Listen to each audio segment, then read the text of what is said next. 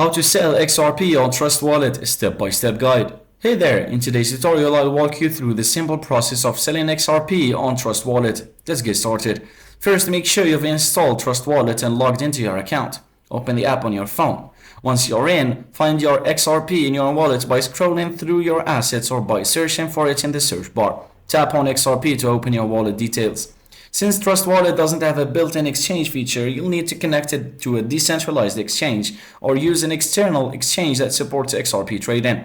Tap on the DApps or DApps tab in the Trust Wallet and find a DEX that supports XRP. Uniswap or PancakeSwap are common options, but check if XRP is available on the DEX you're using. Once connected to a DEX, look for the option to swap or sell. Choose XRP as your base currency and select the currency you want to receive, like USDT or Bitcoin. Now, enter the amount of XRP you want to sell and review the transaction details. Once everything looks good, confirm the transaction. You may need to approve it with your Trust Wallet passcode or biometric login.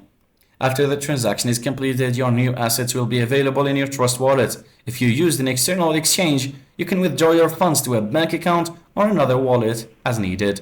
Thanks for watching.